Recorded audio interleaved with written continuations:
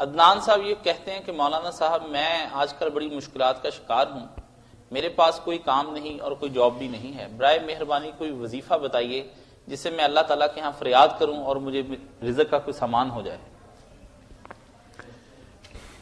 اللہ سے دعا کرنے سے بڑھ کر مومن کا کوئی ہتھیار نہیں۔ یہ دنیا پیدا کرنے کے بعد اللہ تعالیٰ ریٹائر نہیں ہو گیا، نہ اس کو چھوڑ دیا کھلا کہ جیسے جی چاہے چلے۔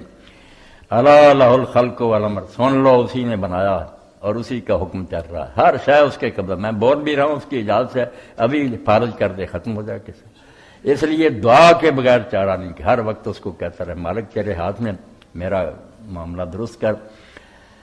تو اس بارے میں ایک تو وہ دعا جو ہے نا حضرت علی رضی اللہ عنہ کو بھی سکھائی دوسروں کو، اللہ مکفنی بحلالک عن حرامک واغننی بفضلک من سے، اللہ حلال ہی مجھے اتنا دے کہ مجھے حرام کی ضرورت نہ پڑے، اور اپنے فضل سے غنی کر دے کہ کسی دوسرے کی منت سماعت نہ کریں گے۔ یہ دعا ہی بہت آ رہا، کہتے ہیں وہ پہاڑ جتنا بھی قرضہ تھا اتر جائے گا۔